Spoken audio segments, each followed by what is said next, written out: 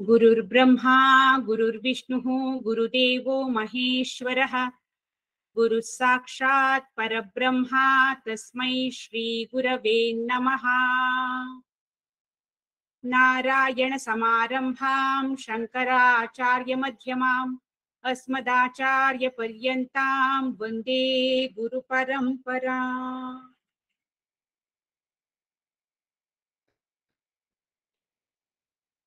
ಇವತ್ತಿನ ನನ್ನ ಉಪನ್ಯಾಸದ ಶೀರ್ಷಿಕೆ ಅನೇಕದಲ್ಲಿ ಏಕವನ್ನು ಕಂಡ ಸಂತ ಏಕನಾಥ್. ಪಂಡರಾಪುರವೆಂಬ ದೊಡ್ಡ ನಗರ, ಅಲ್ಲಿ ವಿಠೋಬನೆಂಬ ದೊಡ್ಡ ಸಾಹುಕಾರ. ವಿಠೋಬನಿರುವುದು ನದಿ ತೀರ, ಅಲ್ಲಿ ಪಂಡರಿ ಭಜನೆಯ ವ್ಯಾಪಾರ. ಜೈ ಜೈ ವಿಠಲ ಪಾಂಡುರಂಗ, ಜಯ ಹರಿ ವಿಠಲ ಪಾಂಡುರಂಗ. ಜೈ ಜೈ ವಿಠಲ ಪಾಂಡುರಂಗ, ಜಯ ಹರಿ ವಿಠಲ ಪಾಂಡುರಂಗ. ಪಂಡರಾಪುರವೆಂಬ ದೊಡ್ಡ ನಗರ, ಅಲ್ಲಿ ವಿಠೋಬನೆಂಬ ದೊಡ್ಡ ಸಾಹುಕಾರ. ಪಂಡರಾಪುರ ಹೆಸರನ್ನ ಯಾರು ಕೇಳಿಲ್ಲ ಹೇಳಿ, ಎಲ್ರಿಗೂ ಸುಪರಿಚಿತ. ಆ ಪಂಡರಾಪುರದಲ್ಲಿ ದೊಡ್ಡ ಸಾಹುಕಾರ ಇದ್ದಾನಂತೆ, ದೊಡ್ಡ ವ್ಯಾಪಾರ ಮಾಡ್ತಾ ಇದ್ದಾನಂತೆ. ಯಾರಪ್ಪ ಅವನ ಸಾಹುಕಾರ? ವಿಠೋಬ ಅಂತ ಅವನ ಹೆಸರು. ಏನ್ ವ್ಯಾಪಾರ ಅವಂದು? ಪಂಡರಿ ಭಜನೆಯ ವ್ಯಾಪಾರ. ಜೋರ್ ವ್ಯಾಪಾರ. ಏನು ಜನ, ಜಾತ್ರೆ, ಲಕ್ಷಾಂತರ ಜನ ಪ್ರತಿನಿತ್ಯ ಪಂಡರಿನಾಥ ಪಾಂಡುರಂಗ ವಿಠಲ ವಿಠಲ ಅಂತ ಭಕ್ತಿಯ ಹೊಳೆಯಲ್ಲಿ ಮಿಂದು ತೇಲ್ತಾ ಭಜನೆ ಮಾಡ್ತಾ ಮಾಡ್ತಾ ಬರ್ತಾ ಇದ್ದಾರೆ. ಆ ವ್ಯಾಪಾರದಲ್ಲಿ ಎಷ್ಟು ಜನರನ್ನ ಆಕರ್ಷಿಸ್ತಾ ಇದ್ದಾನೆ ಅಂದ್ರೆ ಲೆಕ್ಕವೇ ಇಲ್ಲ. ಆ ರೀತಿ ಆಕರ್ಷಿತಗೊಂಡ ಒಂದು ಭಕ್ತಿ ಪಂಥವೇ ಇದೆ, ವರ್ಕಾರಿ ಪಂಥ ಅಂತ. ಅದರಲ್ಲಿ ಸಂತ ಜ್ಞಾನೇಶ್ವರ್, ಸಂತ ನಾಮದೇವ್, ಸಂತ ಚೋಕಾಮೇಳ, ಸಂತ ಏಕನಾಥ್, ಸಂತ ತುಕಾರಾಮ್ ಮುಂತಾದವರು ಪ್ರಮುಖರು. ಆ ಪಂಥ ಈ ವಿಠೋಬ ಕೃಷ್ಣ ಅವನ್ನ ಭಜಿಸ್ತಾ ಭಜಿಸ್ತಾ ಈ ಆಲಂದಿ ಅನ್ನೋ ಜಾಗದಿಂದ ಸುಮಾರು 250 ಕಿಲೋಮೀಟರ್ಗಳಷ್ಟು ದೂರದ ಪ್ರಯಾಣವನ್ನ ಕಾಲ್ನಡಿಗೆಯಲ್ಲಿ ಮಾಡ್ತಾರೆ.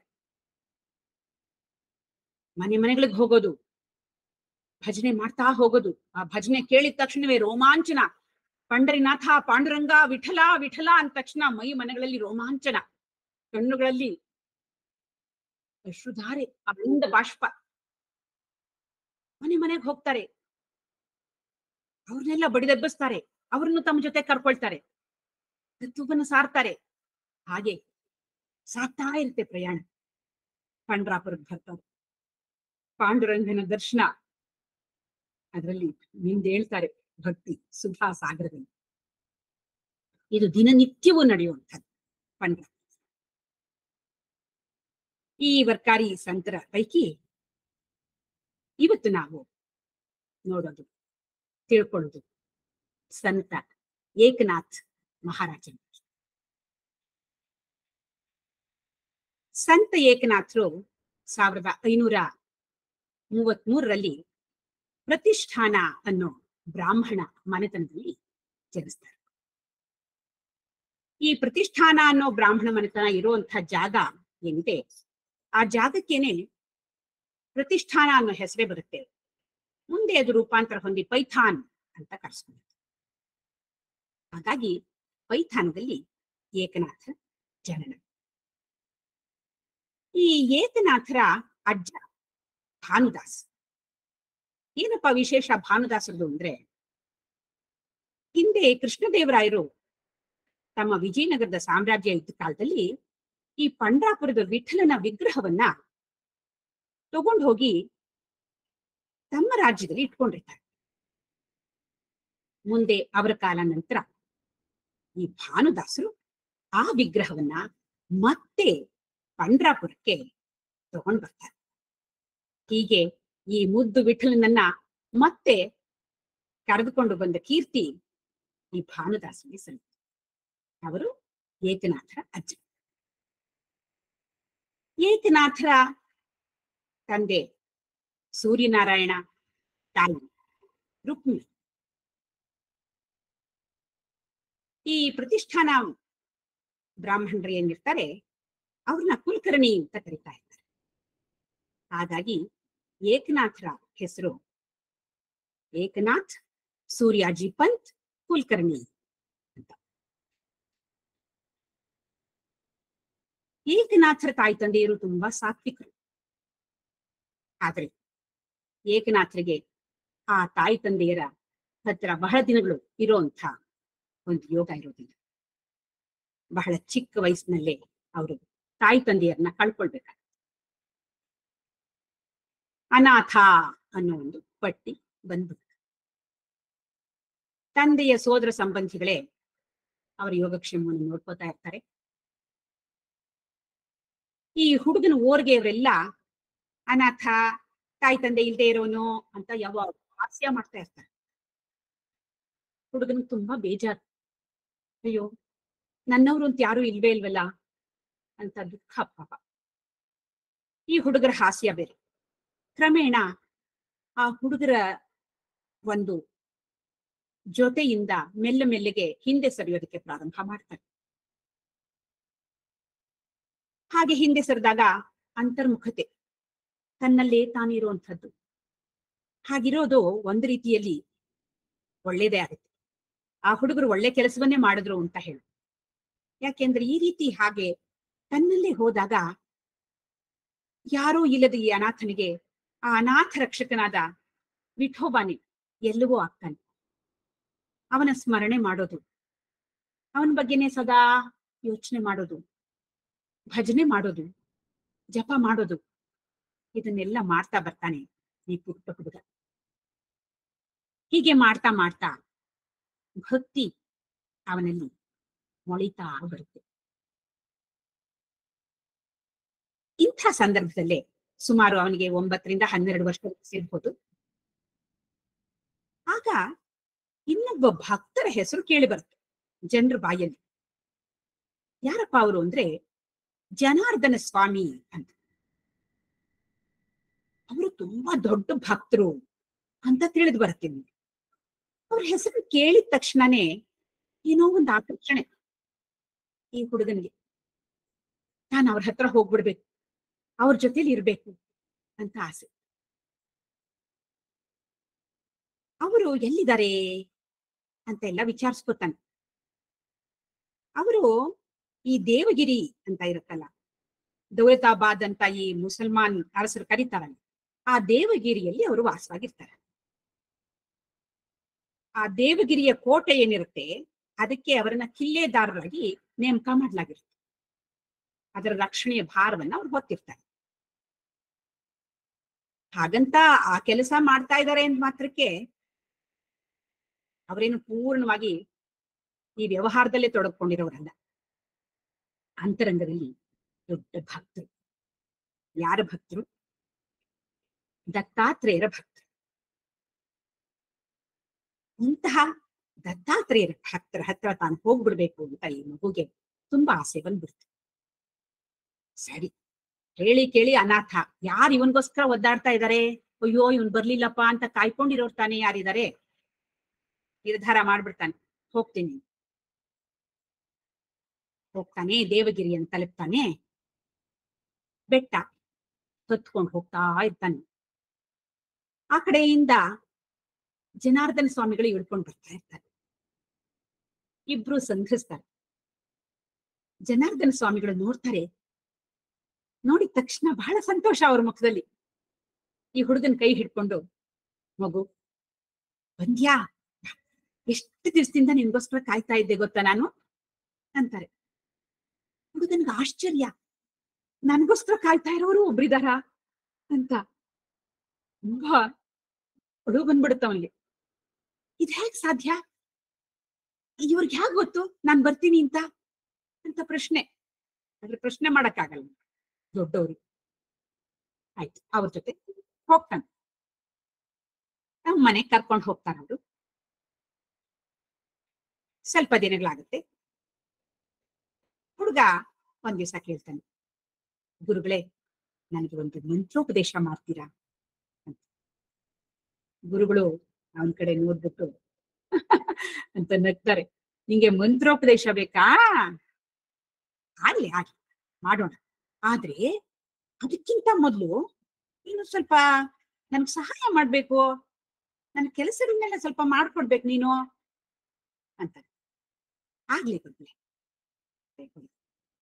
ಅವರು ಆ ಕೋಟೆಯ ಕಿಲ್ಲೆದಾರರು ತಾನೆ, ಬೇಕಾದಷ್ಟು ಹಣಕಾಸಿನ ವ್ಯವಹಾರನೂ ಇರುತ್ತದ್ರಲ್ಲಿ. ಹಾಗಾಗಿ ಲೆಕ್ಕಪತ್ರಗಳೆಲ್ಲ ಇರುತ್ತೆ, ಅದನ್ನೆಲ್ಲ ಪರಿಶೀಲನೆ ಮಾಡ್ಬೇಕು. ಈ ಹುಡುಗನ್ಗೆ ಕೆಲವು ಪುಸ್ತಕಗಳನ್ನು ಕೊಟ್ಬಿಟ್ಟು ಇದನ್ನೆಲ್ಲ ಸ್ವಲ್ಪ ಪರಿಶೀಲನೆ ಮಾಡಪ್ಪ ಅಂತ ಹೇಳ್ತಾರೆ. ಅದನ್ನೆಲ್ಲ ಅವ್ನು ನೋಡ್ತಾ ಇರ್ತಾರೆ. ಒಂದ್ ದಿವ್ಸ ಒಂದ್ ಪುಸ್ತಕ ತಗೊಂಡ್ಬರ್ತಾರೆ. ತಂದ್ಬಿಟ್ಟು ಹೇಳ್ತಾರೆ, ನೋಡು ಇದ್ರಲ್ಲಿ ಒಂದು ಕೆಲವು ಪೈಸಾಗಳ ವ್ಯತ್ಯಾಸ ಬರ್ತಾ ಇದೆ, ನನ್ಗೆ ಸುಮಾರು ಹುಡುಕ್ದೆ ಗೊತ್ತಾಗ್ತಾ ಇಲ್ಲ, ನೀನ್ ಇದನ್ನ ಸ್ವಲ್ಪ ಗಮನ ಇಟ್ಟು ನೋಡಿ ಎಲ್ಲಿ ತಪ್ಪಾಗಿದೆ ಅನ್ನೋದನ್ನ ಹೇಳ್ಬೇಕು. ಸರಿ ಗುರುಗಳೇ ಅಂದ್ಬಿಟ್ಟು ಇವನು ಪುಸ್ತಕ ತಗೊಂಡು ಆಗ್ಲೇ ಉಟ್ಕೊಂಡ್ಬಿಟ್ಟು ನೋಡ್ತಾ ಇರ್ತಾನೆ. ನೋಡ್ತಾನೆ ನೋಡ್ತಾನೆ ನೋಡ್ತಾನೆ ನೋಡ್ತಾನೆ, ವೇಳೆ ಸರಿದು ಹೋಗ್ತಾ ಇರುತ್ತೆ. ಗಮನ ಆ ಕಡೆ ಕಡೆ ಹೋಗಲ್ಲ ಹುಡುಗಂದು, ಇಲ್ಲೇ ಇಟ್ಕೊಂಡಿರ್ತಾನೆ. ಸುಮಾರು ಹೊತ್ತು ನೋಡಿದ್ಮೇಲೆ ತಪ್ಪು ಸಿಕ್ಕಾಕೊಂಡ. ಆಹ್ ಅಂತ ಖುಷಿ ಆಗ್ಬಿಡುತ್ತೆ. ವಿಠಲ ವಿಠಲ ವಿಠಲ ಅಂತಾನೆ. ಗುರುಗಳು ಅಲ್ಲೇ ಪಕ್ಕದ ಕೋಣೆಯಲ್ಲಿ ಮಲ್ಕೊಂಡಿರ್ತಾರೆ. ಜೋರಾಗಿ ವಿಠಲ ವಿಠಲ ವಿಠಲ ಅಂದ ತಕ್ಷಣ ಅವ್ರಿಗೆ ಎಚ್ಚರ ಆಗೋಗುತ್ತೆ, ಎದ್ದು ಬರ್ತಾರೆ. ಏನಪ್ಪಾ ಏನಾಯ್ತು, ಯಾಕೆ ವಿಠಲನ್ ಕರೀತಾ ಇದೀಯಾ ಅಂತ. ಅವಾಗ ಇವನಿಗೆ ಗೊತ್ತಾಗುತ್ತೆ, ನೀವು ಗುರುಗಳು ಮಲ್ಕೊಂಡಿದ್ರಲ್ವಾ, ಛೆ ಛೆ ಛೆ ಎಂತ ಕೆಲಸ ಮಾಡ್ಬಿಟ್ಟೆ ಅಂತ. ತಪ್ಪಾಯ್ತು ಗುರುಗಳೇ, ತಮ್ಮ ನಿದ್ದೆಗೆ ಭಂಗ ಬಂತು, ಕ್ಷಮಿಸಿ ಅಂತ. ಎಲ್ಲ ಪರವಾಗಿಲ್ಲಪ್ಪ, ಆದ್ರೆ ಯಾಕೆ ವಿಠಲನ್ ಕರೀತಾ ಇದೀಯ ನೀನು, ಏನ್ ಸಮಾಚಾರ ಅಂತಾರೆ ಗುರುಗಳು. ಏನಿಲ್ಲ ಗುರುಗಳೇ, ನೀವ್ ರಾತ್ರಿ ಕೊಟ್ರಲ್ಲ ಇದು ಲೆಕ್ಕ ನೋಡು ಅಂತ. ನೋಡ್ದೆ ನೋಡ್ದೆ ನೋಡ್ದೆ ಎಷ್ಟೊತ್ತಾಯ್ತು, ಇವಾಗ ತಪ್ಪು ಸಿಕ್ಕಾಕೊಂಡ್ಬಿಡ್ತು ಗುರುಗಳೇ, ತುಂಬಾ ಸಂತೋಷ ಆಗೋಯ್ತು, ಅದಕ್ಕೆ ವಿಠಲನ ಸ್ಮರಣೆ ಮಾಡ್ದೆ ಅಂತ. ಫಲ ಹೌದು, ಎಷ್ಟ್ ಹೊತ್ತಾಯ್ತು ಆ ತಪ್ಪು ಹುಡ್ಕೋದಿಕ್ಕೆ ಅಂತಾರೆ ಗುರುಗಳು. ಏನೋ ಗೊತ್ತಿಲ್ಲ ಗುರುಗಳೇ, ನೀವು ನನಗೆ ಕೊಟ್ಟಾಗ ರಾತ್ರಿ 8 ಗಂಟೆ ಆಗಿತ್ತು, ಇವಾಗ ಎಷ್ಟು ಸಮಯ ಆಗಿದೆ ಗೊತ್ತಿಲ್ಲ ಅಂತ. ಈಗ ಬೆಳಗಿನ ಜಾವ 3:45 ಗಂಟೆ, ಬ್ರಾಹ್ಮಿ ಮುಹೂರ್ತ. ನೋಡ್ದ್ಯಾ, ಇಷ್ಟು ಹೊತ್ತು ಏಕಾಗ್ರತೆಯಿಂದ ಕೂತು ಪರಿಶೀಲನೆ ಮಾಡಿದ್ದಕ್ಕೆ ಕೆಲವು ಪೈಸಗಳ ಲಾಭ ಆಯ್ತು, ಹೌದಾ ಅಂತ. ಹೌದು ಗುರು, ಇದೇ ಏಕಾಗ್ರತೆಯನ್ನ ನೀನೇನಾದ್ರೂ ಆ ಭಗವಂತ ನಾಮಸ್ಮರಣೆಯ ಮೇಲೆ ಇಟ್ಬಿಟ್ರೆ, ಭಗವಂತನ ಮೇಲೆ ಇಟ್ಬಿಟ್ರೆ ಮಗು ಉದ್ಧಾರ ಆಗ್ಬಿಡ್ತೀಯಪ್ಪ, ನೀನು ದಾಟ್ಬಿಡ್ತೀಯ ಈ ಸಂಸಾರವನ್ನ ಅಂತಾರೆ ಗುರುಗಳು. ಮಗುಗೇನಾಗ ಅರ್ಥ ಆಗಲ್ಲ, ಸುಮ್ಮನೆ ನೋಡ್ತಾ ಇರ್ತಾನೆ. ಆಮೇಲೆ ಅವ್ರು ಹೇಳ್ತಾರೆ, ನೀನು ಅವತ್ತು ಮಂತ್ರ ದೀಕ್ಷೆ ಕೊಡಿ ಅಂತ ಕೇಳ್ದೆ ತಾನೆ, ನಾನ್ ತಕ್ಷಣ ಕೊಡ್ಲಿಲ್ಲ. ಯಾಕೆ ಗೊತ್ತಾ, ಈ ರೀತಿಯ ಒಂದು ಏಕಾಗ್ರತೆ ನಿನಗೆ ಸಿದ್ಧಿಸ್ಬೇಕು ಅಂತ ನನ್ ಸುಮ್ಮನೆ. ಅವಾಗ್ಲೇ ಕೊಟ್ಬಿಟ್ಟಿದ್ರೆ ಪಾಡದ ಮಂತ್ರ ಬಾಯಲ್ಲಿ ಬರ್ತಾ ಇರುತ್ತೆ, ಮನಸ್ಸು ಎಲ್ಲೋ ಓಡ್ತಾ ಇರುತ್ತೆ. ಕರದಲ್ಲಿ ಜಪಮಣಿ ಬಾಯಲಿ ಮಂತ್ರವು ಅರಿವೆಯ ಮುಸುಕನು ಮೂಗೆಗೆ ಹಾಕಿ ಪರಸತಿ ಪರಧನಕ್ಕಾಗಿ ಚಿಂತಿಸುತ್ತೆ ಪರಮ ವೈರಾಗ್ಯದ ಮೂರ್ತಿ ಎನಿಸುವುದು ವೈರಾಗ್ಯವಿತು. ಆ ತರ ಆಗ್ಬಿಡುತ್ತೆ. ಅದರಿಂದ ಬೇಡ, ನಿನ್ಗೊಂದು ಏಕಾಗ್ರತೆ ಬರ್ಲಿ ಅಂತ ಕಾಯ್ತಾ ಇದ್ದೆ. ಈಗ ನಾನು ನಿನಗೆ ಮಂತ್ರೋಪದೇಶ ಮಾಡ್ತೇನೆ, ನೀನು ಇದೇ ಏಕಾಗ್ರತೆಯಿಂದ ಆ ಮಂತ್ರ ಮಾಡ್ತೀಯ, ಧಾರ ಆಗ್ತೀಯ ಅಂತ ಹೇಳ್ತಾರೆ. ಮತ್ತು ಅವನಿಗೆ ಮಂತ್ರೋಪದೇಶವನ್ನು ಕೂಡ ಮಾಡ್ತಾರೆ. ಹುಡುಗ ಅತ್ಯಂತ ಭಕ್ತಿಯಿಂದ ಆ ಮಂತ್ರವನ್ನು ಸ್ವೀಕಾರ ಮಾಡಿ ಅದೇ ಏಕಾಗ್ರತೆಯಿಂದ ಜಪ ಮಾಡಲಿಕ್ಕೆ ಪ್ರಾರಂಭ ಮಾಡ್ತಾರೆ. ಹಲವಾರು ದಿನಗಳು ಕಳೆಯುತ್ತೆ. ಒಂದು ದಿವಸ ಗುರುಗಳು ಹೇಳ್ತಾರೆ, ನೋಡು ಮಗು, ನಾನು ಇವತ್ತು ನಿನ್ನ ಒಂದು ಜಾಗಕ್ಕೆ ಕರ್ಕೊಂಡು ಹೋಗ್ತೀನಿ. ಅದು ನನ್ನ ಗುರುಗಳಾದ ದತ್ತಾತ್ರೇಯರು ನನಗೆ ದರ್ಶನ ಕೊಡುವಂಥ ಜಾಗ. ಯಾರಿಗ್ ಗೊತ್ತು, ನಿನಗೂ ಅವ್ರ ದರ್ಶನ ಆಗಬಹುದು, ಅದಾಗ್ಲಿ ಅಂತ ನನ್ನ ಆಸೆ. ಆದ್ರೆ ಒಂದು ಜ್ಞಾಪಕ ಇದೆ, ದತ್ತಾತ್ರೇಯರು ಅಂದ ತಕ್ಷಣ ತ್ರಿಮೂರ್ತಿ ರೂಪದಲ್ಲೇ ಬಂದ್ಬಿಡ್ತಾರೆ ಅಂತ ಅನ್ಕೋಬೇಡ. ಅವ್ರು ಯಾವ ರೂಪದಲ್ಲಾದ್ರೂ ಕಾಣಿಸ್ಕೋಬಹುದು. ಈ ಇಡೀ ವಿಶ್ವದಲ್ಲಿ ಇರೋ ಎಲ್ಲ ರೂಪಗಳು ಅವರದ್ದೇ ತಾನೆ. ಹಾಗಾಗಿ ಯಾಕೆ ಬೇಕಾದ್ರೂ ಕಾಣಿಸ್ಕೊ, ಎಚ್ಚರಿಕೆಯಿಂದ. ಆಮೇಲೆ ನಾನು ಏನನ್ನ ಮಾಡ್ತೀನೋ ಅದನ್ನ ಮಾಡು. ನಾನು ಏನನ್ನ ನಿನಗೆ ಹೇಳ್ತೀನೋ ಅದನ್ನ ಅನುಸರಿಸು. ಗೊತ್ತಾಯ್ತಾ ಅಂತ. ಸರಿ ಗುರು ಅಂತಾನೆ ಹುಡುಗ. ಸರಿ ಕರ್ಕೊಂಡು ಹೋಗ್ತಾನೆ. ರಾತ್ರಿ, ಹುಣ್ಣಿಮೆ ರಾತ್ರಿ, ಸುಮಾರು 12 ಗಂಟೆಗಳಾಗಿದೆ. ಊರಾಚೆ ಒಂದು ಔದುಂಬರದ ವೃಕ್ಷ ಇರುತ್ತೆ. ಆ ಜಾಗಕ್ಕೆ ಕರ್ಕೊಂಡು ಅಲ್ಲಿ ಹೋಗಿ ಗುರುಗಳು ನಿಂತ್ಕೊಂಡು ಕೈಗಳನ್ನು ಮುಗಿಸ್ಕೊಂಡು, ಓಂ ರಾಮ್ ಗುರು ದತ್ತಾತ್ರೇಯ ನಮಃ, ಓಂ ರಾಮ್ ಗುರು ದತ್ತಾತ್ರೇಯ ನಮಃ, ಓಂ ರಾಮ್ ಗುರು ದತ್ತಾತ್ರೇಯ ನಮಃ.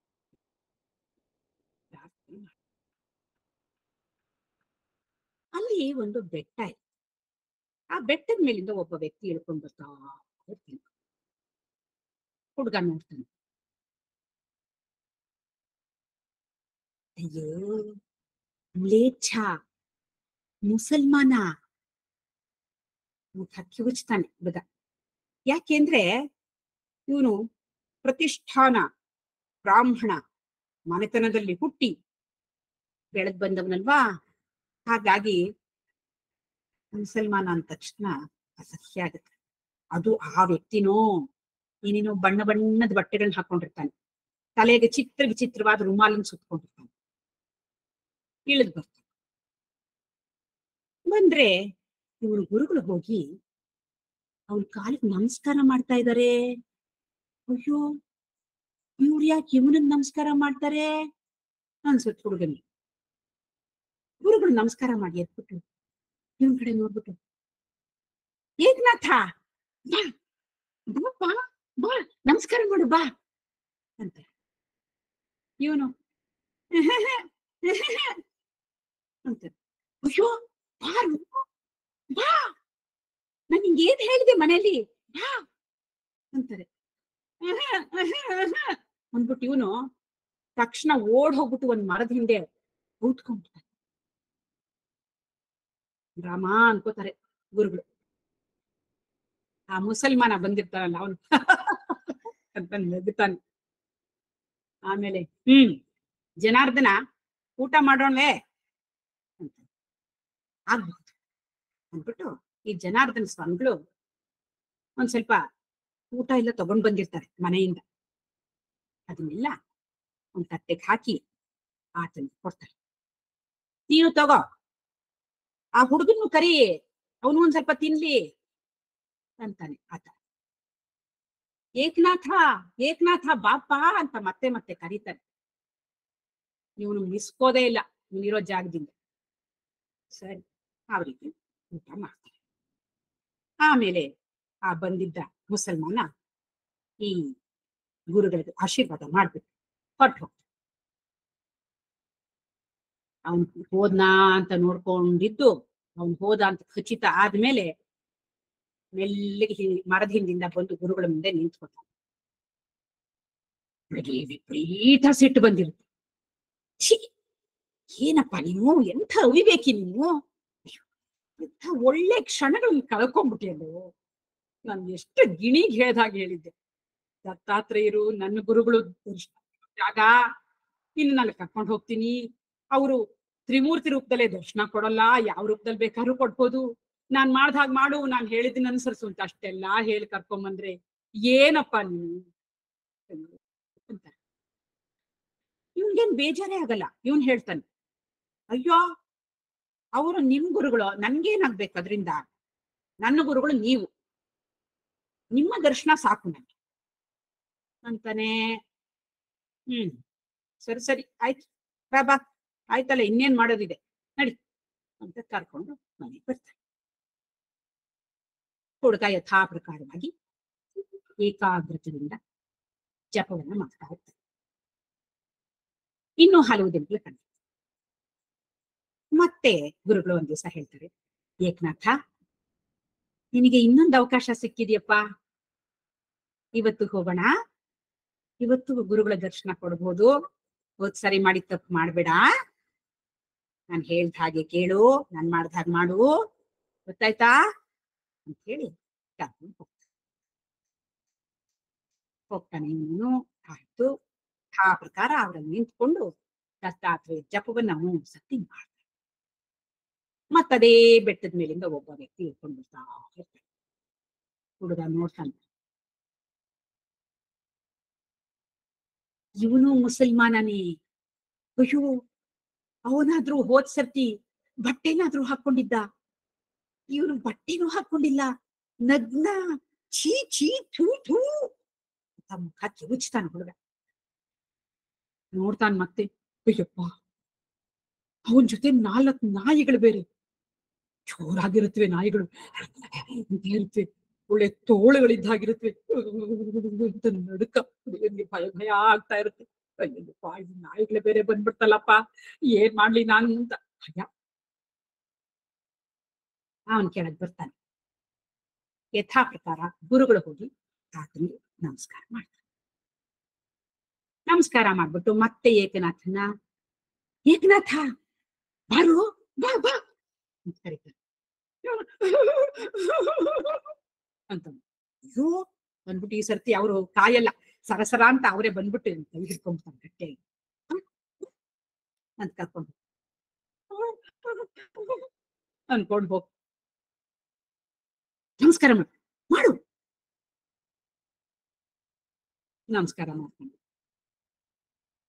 ಆಮೇಲೆ ಆ ನಗ್ನ ವ್ಯಕ್ತಿ ಹೇಳ್ತಾನೆ, ಜನಾರ್ದನ, ಈ ಹುಡುಗ ಆ ನಾಯಿಗಳ ಹಾಲನ್ನ ಕರಿಬೇಕು, ಅದೇ ಇವತ್ತಿನ ಪ್ರಸಾದ ನಮ್ಗೆಲ್ಲ ಅಂತಾನೆ. ಈ ಹುಡುಗನ್ ವಿಪರೀತ ಭಯ ಆಗೋಗುತ್ತೆ. ಆ ನಾಯಿ ನೋಡಿದ್ರೇನೆ ಭಯ, ಇನ್ನಾದ್ರೂ ಹಾಲು ಕರಿಯೋದ, ಅಯ್ಯೋ ಅಯ್ಯೋ ಅಂತ ಜೋರಾಗಿ ಅಳಕ್ಕೆ ಶುರು ಮಾಡ. ಗುರುಗಳು, ಬೇಡ ಸುಮ್ಮನೆ ಸುಮ್ಮನೆ, ನನ್ ಜೊತೆ ಬಾ, ನಾನ್ ಕರ್ಕೊಂಡು ಹೋಗ್ತೀನಿ, ಬಾ, ನಾನ್ ಹಾಲು ಕರಿತೀನಿ, ಬಾ ಅಂದ್ಬಿಟ್ಟು ಹಿಡ್ಕೊಂಡು ಹೋಗ್ತಾರೆ. ಇವನ್ ಕೈಯನ್ನು ಹಿಡ್ಕೊಂಡು ಇವನ್ ಕೈಯಲ್ಲಿ ಹಾಲನ್ನು ಕರೀತಾರೆ. ಆಮೇಲೆ ನೋಡು, ಏನು ಮಾಡಲ್ಲ ನೋಡ್ತೀಯಾ, ನೀನ್ ಹಿಡ್ಕೋ, ಕರಿ ಅಂದ್ಬಿಟ್ಟು ಇವನ್ ಕೈಗೆ ಮೆಲ್ಲಿಗೆ ಹಾಲನ್ನು ಕರಿಸ್ತಾರೆ. ಆಯ್ತು, ಹಾಲು ಕರಿ, ಅದನ್ನ ತಗೊಂಡು ಬಂದು ಆ ನಗ್ನ ವ್ಯಕ್ತಿಗೆ ಕೊಡ್ತಾನೆ. ಆ ವ್ಯಕ್ತಿ ಹೇಳ್ತಾನೆ, ಇದನ್ನಿವತ್ತು ಪ್ರಸಾದ, ಮಗು ಬಾಯ್, ನಿನಗೆ ಇದ್ರ ಮೊದಲ ತೊಟ್ಟನ್ನ ನಾನು ಕೊಡ್ತಾ ಇದ್ದೆ, ಬಾ ಬಾಯ್ ತೆಗಿ ಅಂತಾನೆ. ಏಕನಾಥನಿಗೆ ಸಂತ, ಅಯ್ಯೋ ನಾಯಿ ಹಾಲು ಕುಡಿಬೇಕಾ ನಾನು, ಏನ್ ಗ್ರಹಚಾರ ಬಂದ್ಬಿಡ್ತಪ್ಪ ನನ್ಗೆ, ಅಯ್ಯೋ ಭಗವಂತ ರಕ್ಷಣೆ ಮಾಡಪ್ಪ ಅನ್ಕೋತಾನೆ. ಬಾ ಮಗು ಅಂತ ನಾವು ನದ್ನಿ. ಗುರುಗಳು ಬೇರೆ ಕೈ ಹಿಡ್ಕೊಂಡ್ಬಿಟ್ಟಿದ್ದಾರೆ, ತಪ್ಪಿಸ್ಕೊಂಡು ಓಡಕ್ಕೂ ಆಗಲ್ಲ.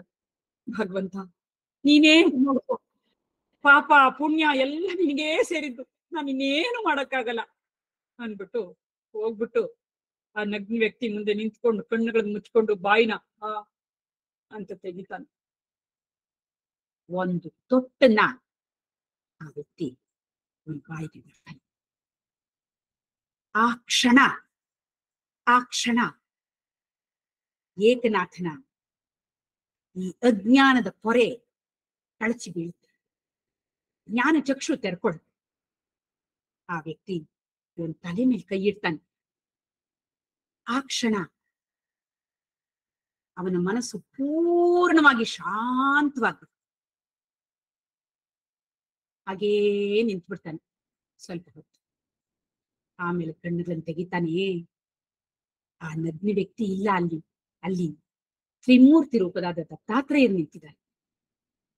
ದತ್ತಾತ್ರೇಯರು ಹೇಳ್ತಾರೆ, ಮಗು ಈ ನಾಯಿಗಳನ್ನ ಯಾರು ಅನ್ಕೊಂಡೆ? ಇವು 4 ವೇದಗಳು, ಋಗ್ವೇದ, ಯಜುರ್ವೇದ, ಸಾಮವೇದ, ಅಥರ್ವಣ ವೇದ. ಆ ವೇದಗಳ ಸಾರದ ಒಂದು ಬಿಂದುವನ್ನ ನಾನಿವತ್ತು ನಿನಗೆ ಕೊಟ್ಟಿದ್ದೀನಿ. ಈ ಬಿಂದುವಿನಿಂದ ನೀನು ಭಾಗವತ, ರಾಮಾಯಣ ಇದರ ಸಾರವನ್ನ ಲೋಕಕ್ಕೆ ಹಂಚಬೇಕು. ಇದು ಈ ಜನ್ಮದಲ್ಲಿ ನಿನಗೋಸ್ಕರ ಕಾಯ್ಕೊಂಡಿರುವಂತಹ ಕೆಲಸ. ಆ ಕೆಲಸವನ್ನು ಮಾಡು. ಆ ಕ್ಷಣದಲ್ಲೇ ಏಕನಾಥ ಎಲ್ಲ ರೋಮಾಂಚನವಾಗ್ತಾ ಇದೆ, ಕಣ್ಣುಗಳಲ್ಲಿ ನೀರು ಸುರಿತಾ ಇದೆ. ಆ ಕ್ಷಣದಲ್ಲೇ ಒಂದು ಅಭಂಗವನ್ನ ರಚಿಸ್ಬಿಡ್ತಾನೆ ದತ್ತಾತ್ರೇಯರಿಗೋಸ್ಕರ. ಅಭಂಗವನ್ನು ರಚಿಸಿ ಹಾಡ್ತಾನೆ. ದತ್ತಾತ್ರೇಯರಿಗೂ ಬಹಳ ಸಂತೋಷವಾಗ ಅವನಿಗೂ ಆಶೀರ್ವಾದ ಮಾಡಿ, ಗುರುಗಳಿಗೂ ಆಶೀರ್ವಾದ ಮಾಡಿ ದತ್ತಾತ್ರೇಯ ದೃಶ್ಯ ಏಕನಾಥನಿಗೆ, ಗುರುಗಳಿಗೆ ಯಾವ ರೀತಿ ಕೃತಜ್ಞತೆ ಸಲ್ಲಿಸಬೇಕು ಅಂತ ಗೊತ್ತಾಗ್ತಾ ಇಲ್ಲ. ಮತ್ತೆ ಮತ್ತೆ ಅವ್ರಿಗೆ ನಮಸ್ಕಾರ ಮಾಡ್ತಾನೆ. ಗುರುಗಳೇ, ಎಂಥ ಒಂದು ಅವಕಾಶವನ್ನು ಕಲ್ಪಿಸ್ಕೊಟ್ರಿ. ಅಯ್ಯೋ, ನಾನು ಎಂಥ ಮೂಢನಾಗಿದ್ದೆ ಗುರುಗಳೇ. ಕಳೆದ ಬಾರಿನೂ ನಾನು ನಿಮ್ಮ ಮಾತಿಗೆ ಒಂದು ಚೂರು ಗೌರವ ಕೊಡ್ಲಿಲ್ಲ. ನನ್ನಿಷ್ಟದ ಹಾಗೆ ನಡ್ಕೊಂಡು ಈಗ್ಲೂ ಹಾಗೆ ನಡ್ಕೋತಾ ಇದ್ದೆ. ನೀವೆಂಥ ಕರುಣಾಶಾಲಿಗಳು, ಎಂಥ ಒಂದು ಸಹನೆ ನಿಮಗೆ. ನನ್ನನ್ನ ಕೈ ಹಿಡಿದು ಭದ್ರವಾಗಿ ನಾನು ಓಡ್ ಹೋಗದೇ ಇರೋ ಹಾಗೆ ಹಿಡ್ಕೊಂಡು ಕರ್ಕೊಂಡು ಬಂದು ಈ ಒಂದು ಜ್ಞಾನದ ಬಿಂದುವನ್ನ ನನಗೆ ಕೊಡಿಸ್ಬಿಟ್ರಲ್ಲ ಗುರುಗಳೇ. ನನ್ನ ಜೀವನವನ್ನ ಧನ್ಯವನ್ನಾಗಿ ಮಾಡ್ಬಿಟ್ರಲ್ಲ. ನಾನ್ ನಿಮಗೆ ಏನನ್ನ ಕೊಟ್ರೆ ತಾನೇ ನಾನು ಈ ಋಣವನ್ನು ತೀರ್ಸೋದಕ್ಕಾಗತ್ತೆ ಗುರುಗಳೇ. ತುಂಬಿ ಅವರಿಗೆ ಕೃತಜ್ಞತೆಯನ್ನು ಸಲ್ಲಿಸ್ತಾರೆ. ಗುರುಗಳಿಗೂ ತುಂಬಾ ಸಂತೋಷ. ಮಗು, ನಿನಗೆ ಆ ಪ್ರಾಪ್ತಿ ಇತ್ತು, ಅದಾಯ್ತು, ತುಂಬಾ ಸಂತೋಷಪ್ಪ.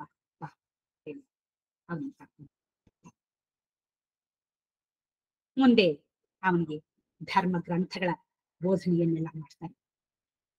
ವೇದಗಳು, ಪ್ರಸ್ಥಾನತ್ರಯಗಳಾದ ಉಪನಿಷತ್ತು, ಭಗವದ್ಗೀತೆ, ಬ್ರಹ್ಮಸೂತ್ರ, ಅಲ್ಲದೆ ಸಂತ ಜ್ಞಾನೇಶ್ವರರ ಕೃತಿಗಳು,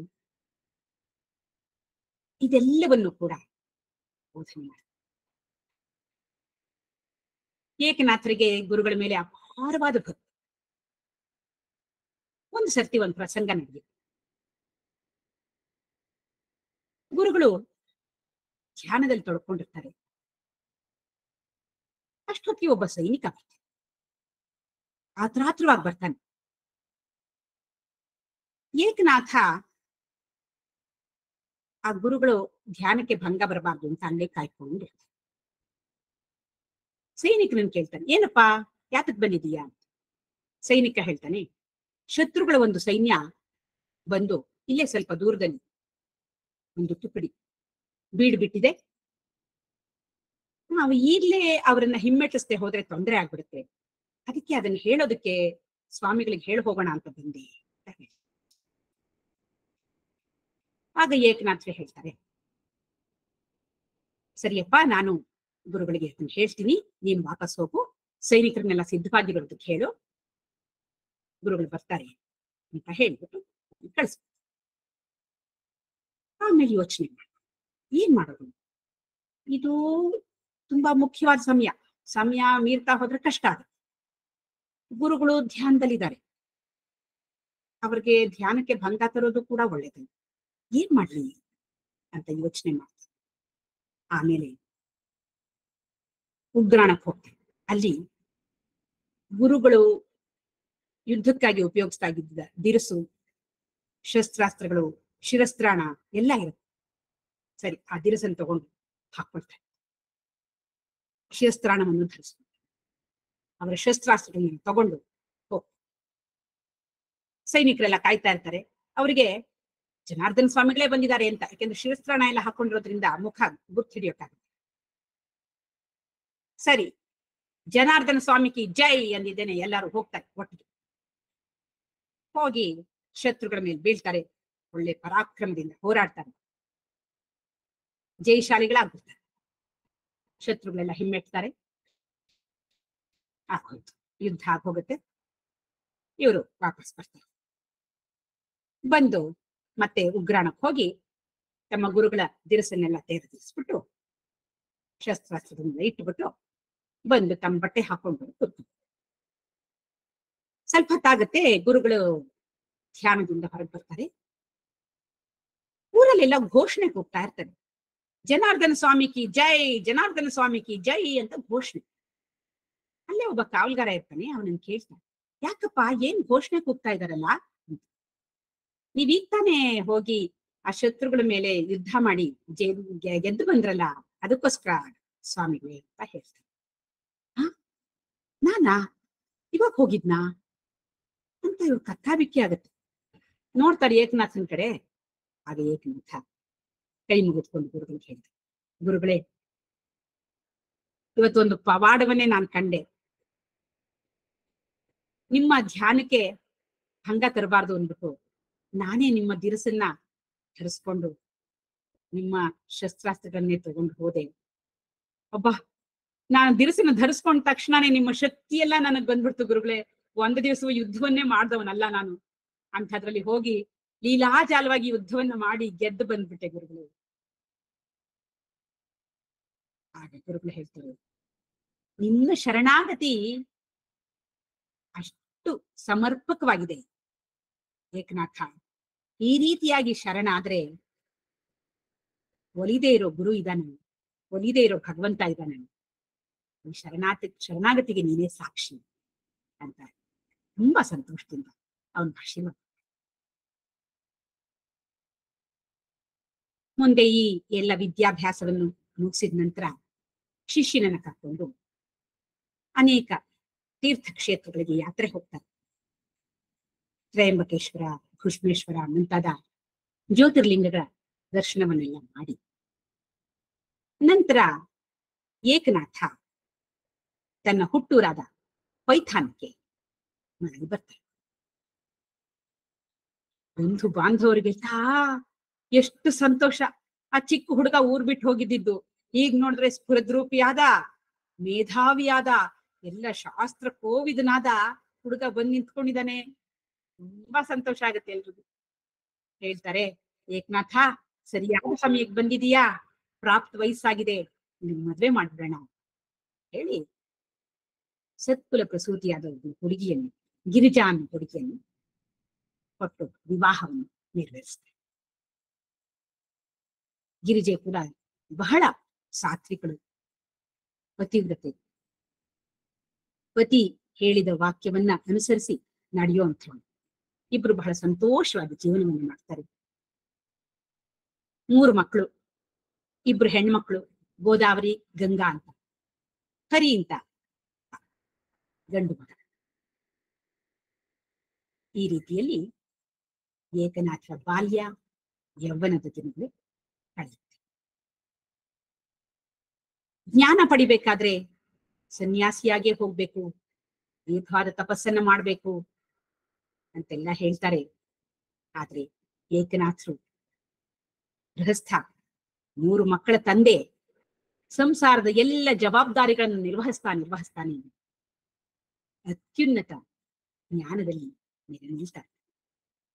ಶ್ರೀಕೃಷ್ಣ ಭಗವದ್ಗೀತೆಯಲ್ಲಿ ಹೇಳಿದ ಹಾಗೆ ಕರ್ಮ ಸನ್ಯಾಸಕ್ಕಿಂತ ಜ್ಞಾನ ಕರ್ಮ ಸನ್ಯಾಸ ಮುಖ್ಯ.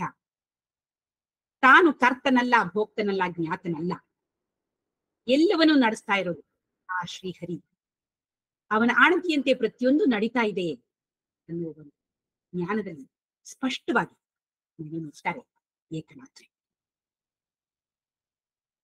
ಯಾವಾಗ ದತ್ತಾತ್ರೇಯರು ಆ ಒಂದು ಅಮೃತದ ಬಿಂದುವನ್ನ ಅವರ ಬಾಯಿಗೆ ಹಾಕಿದ್ರು, ಆ ಕ್ಷಣದಲ್ಲಿ ಈ ಮೇಲು ಕೀಳು ಅನ್ನೋ ಒಂದು ತಾರತಮ್ಯವೆಲ್ಲ ಸಂಪೂರ್ಣವಾಗಿ ನಾಶ ಆಗೋಗುತ್ತೆ. ಅಷ್ಟರ ಹೊತ್ತು ಆ ಮ್ಲೇಚ್ಛ, ಅಯ್ಯೋ ಅಸಹ್ಯ ಅಂತ ಅಂದ್ಕೊಳ್ತಾ ಇದ್ದಿದ್ ವ್ಯಕ್ತಿ ಆ ಕ್ಷಣದಿಂದಲೇ ಎಲ್ಲವೂ ಒಂದೇ, ಈ ಪ್ರಪಂಚದಲ್ಲಿರುವ ಎಲ್ಲರೂ ನನ್ನವರು, ಇಲ್ಲಿ ಬೇರೆ ಬೇರೆ ಅಂತ ಇಲ್ವೇ ಇಲ್ಲ, ಎಲ್ಲವೂ ಒಂದೇ ಪರಮಾತ್ಮನ ರೂಪಗಳು ಅನ್ನುವ ಒಂದು ಜ್ಞಾನ, ಎಲ್ಲರ ಮೇಲೂ ಪ್ರೀತಿ.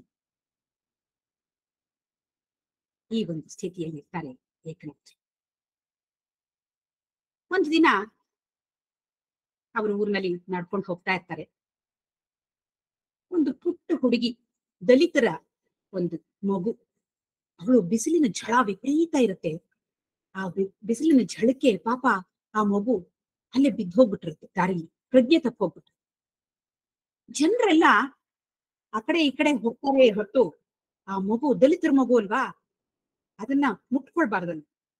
ಹಾಗಾಗಿ ಸ್ವಲ್ಪ ದೂರದಲ್ಲೇ ಹೋಗ್ತಾ ಇರ್ತಾರೆ ಹೊರತು ಆ ಮಗುವನ್ನ ರಕ್ಷಣೆ ಮಾಡೋಣ ಅಂತ ಯಾರಿಗೂ ಅನ್ಸೋದೇ ಇಲ್ಲ. ಇವ್ರು ನೋಡ್ತಾರೆ, ಮಗು ಪಾಪ ಇನ್ನೇನು ಈಗ್ಲೋ ಆಗ್ಲೋ ಹೋಗೇ ಬಿಡುತ್ತೇನೋ ಅನ್ನೋ ಸ್ಥಿತಿಯಲ್ಲಿದೆ. ಎರಡು ಕಿವುಚ್ ಹೋಗುತ್ತೆ. ತಕ್ಷಣ ಓಡ್ ಬಂದು ಆ ಮಗುವನ್ನು ಎತ್ಕೊಂಡು ಹೋಗಿ ಅದಕ್ಕೆ ತಲೆಗೆ ತಣ್ಣೀರ್ ತಟ್ಟಿ ಮೈಗೆಲ್ಲಾ ತಣ್ಣೀರ್ನಲ್ಲಿ ಕಸಿ ಅದಕ್ಕೆ ಸ್ವಲ್ಪ ಶೈತ್ಯೋಪಚಾರ ಮಾಡ್ತಾರೆ. ಸ್ವಲ್ಪ ಎಚ್ಚರ ಆದ ತಕ್ಷಣ ಅದಕ್ಕೆ ನೀರು ಕುಡಿಯೋದಕ್ಕೆ ಹೋಗ್ತದೆ. ಒಂದು ಹಂತಕ್ಕೆ ತಗೊಂಡು ಬರ್ತಾರೆ ಮಗುವನ್ನು. ತುಂಬಾ ಬೇಸರ ಆಗುತ್ತೆ. ಏನಿದು ಜನ ಈ ರೀತಿಯಾಗಿದ್ದಾರೆ, ಸಂವೇದನೆ ಇಲ್ವಲ್ಲ, ಆ ತಮ್ಮ ಸಹಮಾನವರ ಬಗ್ಗೆ ಒಂದು ಸಹಾನುಭೂತಿಯೂ ಇಲ್ವಲ್ಲ. ಛೇ, ಹೇಗೆ ಇವರನ್ನೆಲ್ಲ ಹ್ಯಾಕ್ ಸರ್ ಮಾಡೋದು, ಇವರ ದೃಷ್ಟಿ ಯಾವಾಗ ವೈಶಾಲ್ಯತೆ ಪಡ್ಕೊಳ್ಳೋದು ಅಂತ ಯೋಚನೆ. ಸ್ವಲ್ಪ ದಿನಗಳಾಗುತ್ತೆ. ಒಂದು ದಿನ ಇವರ ಮನೆಯಲ್ಲಿ ಪಿತೃಗಳ ಶ್ರಾದ್ದ. ಇವರ ಪತ್ನಿ ಬೆಳಗ್ಗೆ ಬೇಗ ಎದ್ದು ಮಡಿ ಉಟ್ಟು ಆ ಶ್ರಾದ್ದದ ದಿನಕ್ಕೆ ಬೇಕಾದ ಎಲ್ಲ ಅಡಿಗೆಗಳನ್ನ ಮಾಡ್ತಾರೆ. ಬ್ರಾಹ್ಮಣರು ಬಂದಾಗಿರುತ್ತೆ. ಅಷ್ಟೊತ್ತಿಗೆ ಇವ್ರ ಮನೆ ಹತ್ರ ಒಂದಷ್ಟು ಜನ ಹರಿಜನರು ಏನೋ ಅವ್ರ ಕೆಲಸಕ್ಕೆ ಇವ್ರ ಮನೆ ಮುಂದಿಂದ ಹೋಗ್ತಾ ಇರ್ತಾರೆ. ಅವ್ರಿಗೆ ಘಮ ಘಮ ಘಮ ಅಂತ ವಾಸನೆ ಬರುತ್ತೆ ಇವ್ರ ಮನೆ ಒಳಗಿಂದ. ಬಾಯಲ್ಲಿ ನೀರೂರುತ್ತೆ. ಮಾತಾಡ್ಕೋತಾರೆ, ಎಷ್ಟು ಘಮ ಅಲ್ವಾ, ನಮಗೆ ಒಂದೇ ಒಂದ್ ದಿವ್ಸನಾದ್ರೂ ಒಂದು ಚೂರಾದ್ರೂ ಇದನ್ನ ಊಟ ಮಾಡೋಕ್ ಸಿಕ್ಕಿದ್ರೆ ಎಷ್ಟು ಚೆನ್ನಾಗಿರ್ತಾ ಇತ್ತು. ಆ ಮಾತು ಏಕನಾಥ್ರಿಗೆ ಕೇಳಿಸುತ್ತೆ. ಅವ್ರಿಗೆ ಅನ್ಸುತ್ತೆ, ಯಾಕಾಗ್ಬಾರ್ದು, ಯಾಕೆ ಇವ್ರು ಊಟ ಮಾಡ್ಬಾರ್ದು ನಮ್ಮಲ್ಲಿ, ಅಯ್ಯೋ ಕರಿಯೋಣ ಅನ್ಕೊಂಡು ಹೋಗ್ಬಿಟ್ಟು ಅವ್ರನ್ನ ಬಾಗಿಲು ತೆಗೆದು, ಬನ್ನಿಪ್ಪ ಬನ್ನಿ ಬನ್ನಿ ಊಟ ಮಾಡಿ ಬನ್ನಿ ಅಂತಾರೆ. ಅವರು ಯಾರನ್ನ ಕರೀತಾ ಇರೋ ಅಂತ ಹೀಗೆ ನೋಡ್ತಾರೆ. ನಿಮ್ಮನ್ನೇ ಕರೀತಾ ಇರೋದು, ಬನ್ನಿ ಬನ್ನಿ ಅಂದ್ಬಿಟ್ಟು ಅವ್ರನ್ನ ಕರೆದು ಹೆಂಡತಿ ಹೇಳ್ತಾರೆ, ಇವ್ರಿಗೆ ಎಲೆ ಹಾಕಿ ಬಡಿಸು. ಆಕೆನು ಎಲೆ ಹಾಕಿ ಅವ್ರಿಗೆಲ್ಲ ಅಚ್ಚುಕಟ್ಟಾಗಿ ಬಡಿಸ್ತಾರೆ. ಏನ್ ಒಂದಕ್ಕಿಂತ ಒಂದು ರುಚಿಯಾಗಿರುತ್ತೆ ಪದಾರ್ಥ. ಚೆನ್ನಾಗಿ ತಿಂತಾರೆ, ತೃಪ್ತಿ ಆಗುತ್ತೆ. ಆಯ್ತು, ಆಮೇಲೆ ಅವರೆಲ್ಲ ಊಟ ಮಾಡಿ ಎದ್ದು ನಮಸ್ಕಾರ ಮಾಡಿ ಹೊರಡ್ತಾರೆ. ಪತ್ನಿಗೆ ಹೇಳಿ ಇದನ್ನೆಲ್ಲ ಗೋಮಯದಿಂದ ಸಾರಿಸಿ ಶುದ್ಧ ಮಾಡು ಅಂತ ಹೇಳಿ ಹೋಗಿ ಬ್ರಾಹ್ಮಣರಿಗೆ ಹೇಳ್ತಾರೆ. ಊಟಕ್ಕೆ ದೈನಿಸ್ತಾರೆ. ಬ್ರಾಹ್ಮಣರು ಇದನ್ನೆಲ್ಲ ನೋಡ್ತಾ ಇರ್ತಾರೆ. ಕನಲಿ ಕೆಂಡವಾಗ್ಬಿಟ್ಟಿರ್ತಾರೆ. ಏನೋ ಊಟಕ್ಕೆ ಬರ್ಬೇಕಾ, ಏನು ಅಂತ ತಿಳ್ಕೊಂಡಿದ್ಯಾ ಏಕನಾಥ ನೀನು, ಇವತ್ತು ಏನ್ ದಿನ ಅಂತ ಅನ್ಕೊಂಡಿದೀಯಾ, ಇವತ್ತು ನಿನ್ನ ಪಿತೃಗಳ ಶ್ರಾದ್ದ, ಎಷ್ಟು ಮುಡಿಯಾಗಿ ಮಾಡ್ಬೇಕು. ಅಂಥದ್ರಲ್ಲಿ ಅದೆಲ್ಲೋ ಬೀದಿಲಿ ಹೋಗ್ತಾ ಇದ್ದಿದ್ದು ಹರಿಜನರನ್ನ ನೀನೇ ಮನೆ ಒಳಗ್ ಕರೆದು, ಇನ್ನು ಬ್ರಾಹ್ಮಣರು ಊಟ ಆಗಿಲ್ಲ, ಪಿಂಡ ಪ್ರದಾನ ಆಗಿಲ್ಲ, ಅವ್ರಿಗೆ ಊಟ ಬಡಿಸಿದೀಯಲ್ಲ, ಅದು ಅವ್ರು ಊಟ ಮಾಡಿ ಹೋದ್ಮೇಲೆ ಆ ಮಿಕ್ಕಿದ್ ಊಟ ಮಾಡು ಅಂತ ನಮ್ಮನ್ ಕರೀತಾ ಇದೀಯ ನೀನು. ಎಂಥ ಧೈರ್ಯ ನಿನಗೆ ಈ ರೀತಿ ನಡ್ಕೊಳ್ಳೋದಕ್ಕೆ. ಆಗ ಏಕನಾಥರು ಒಳಗ್ ಹೋಗ್ಬಿಟ್ಟು ಪತ್ನಿಗೆ ಹೇಳ್ತಾರೆ, ನೀನ್ ಇನ್ನೊಂದ್ಸರ್ತಿ ಸ್ನಾನ ಮಾಡ್ಬಿಟ್ಟು ಹೊಸದಾಗಿ ಇನ್ನೊಂದ್ಸರಿ ಅಡಿಗೆ ಮಾಡು. ಆಕೆ ಪಾಪ ಮತ್ತೆ ಹೋಗಿ ಬೇಗ ಬೇಗ ಸ್ನಾನ ಮಾಡಿ ಅಡಿಗೆ ಮಾಡ್ತಾಳೆ. ಆಮೇಲೆ ಬಂದ್ಬಿಟ್ಟು ಇವರು ಕೈ ಮುಗಿದ್ಬಿಟ್ಟು, ನಿಮಗ್ ಬೇಸರ ಆಗಿದೆ ಕ್ಷಮಿಸಿ, ಇನ್ನೊಂದ್ಸರ್ತಿ ಹೊಸದಾಗಿ ಅಡಿಗೆ ಮಾಡಿದಾಳೆ, ಬನ್ನಿ ಊಟ ಮಾಡಿ. ನಿನ್ ಊಟಕ್ಕೆ ಯಾರು ಕಾಯ್ಕೊಂಡಿದಾರೋ, ನಾವು ನಿನ್ನ ಮನೇಲಿ ಊಟ ಮಾಡಲ್ಲ, ಹರಿಜನರನ್ನ ಕರೆದು ಈ ಮನೆ ಅಶುದ್ಧ ಆಗಿದೆ, ಮೊದ್ಲು ಅದನ್ನ ಶುದ್ಧಿ ಮಾಡೋದನ್ನ ನೋಡು, ನಾವೇನು ಇಲ್ಲಿ ಊಟ ಮಾಡಲ್ಲ. ಸಾರ ಸಾರ ಅಂತ ಏಕನಾಥ್ರಿಗೆ ಬೇಸರ ಆಗುತ್ತೆ. ಅಯ್ಯೋ, ಯಾವಾಗ ಇವರೆಲ್ಲ ತಿಳ್ಕೊಳ್ಳುವಂಥದ್ದು, ಎಲ್ರಲ್ಲೂ ಆ ಭಗವಂತನೇ ಇರೋದು, ಹರಿಜನರಲ್ಲೂ ಅದೇ ಭಗವಂತ, ಇವರಲ್ಲೂ ಅದೇ ಭಗವಂತ, ಆ ಭಗವಂತನಿಲ್ಲದೆ ಇವ್ರಿಲ್ವೇ ಇಲ್ಲ ಅನ್ನೋದು ಇವ್ರಿಗೆ ಗೊತ್ತಾಗ್ತಾನೆ ಇಲ್ವಲ್ಲ ಅಂತ ಬೇಸರ ಆಗುತ್ತೆ. ಏನ್ ಮಾಡೋದು, ನೋಡೋಣ ಆ ಪರಮಾತ್ಮನೇ ಅವಕಾಶ ಕೊಡ್ತಾನೆ ಅಂತ ಅನ್ಕೊಂಡ್ ಬಂದು ವಸು ಆದಿತ್ಯ ರೂಪಿಗಳಾದ ರುದ್ರ ರೂಪಿಗಳಾದ ಪಿತೃಗಳಿಗೆ ಪಿಂಡ ಪ್ರದಾನವನ್ನು ಮಾಡಿ ತಾವು ಊಟ ಮಾಡಿ ಆವತ್ತಿನ ಪ್ರಸಂಗ ಮುಗಿಸಿ. ಇನ್ನೊಂದ್ ಸ್ವಲ್ಪ ದಿವಸ ಆಗುತ್ತೆ. ಅವ್ರ ಊರಿನಲ್ಲಿ ಒಬ್ಬ ರಾಮು ಅಂತ ಇರ್ತಾನೆ. ಮೆಹರ್ ಜಾತಿಗೆ ಸೇರಿದವನು. ಆ ಮೆಹರ್ ಜಾತಿ ಕೂಡ ಒಂದು ಕೀಳ್ ಜಾತಿ. ಅವನಿಗೆ ಏಕನಾಥರ ಮೇಲೆ ತುಂಬಾ ಭಕ್ತಿ. ಯಾಕೆಂದ್ರೆ ಇವರು ಎಲ್ಲರನ್ನು ಸರಿ ಸಮಾನವಾಗಿ ನೋಡ್ತಿರ್ತಾರಲ್ಲ, ಅತ್ಯಂತ ಪ್ರೀತಿಯಿಂದ ಕರುಣೆಯಿಂದ ಮಾತಾಡಿಸ್ತಾ ಇರ್ತಾರೆ.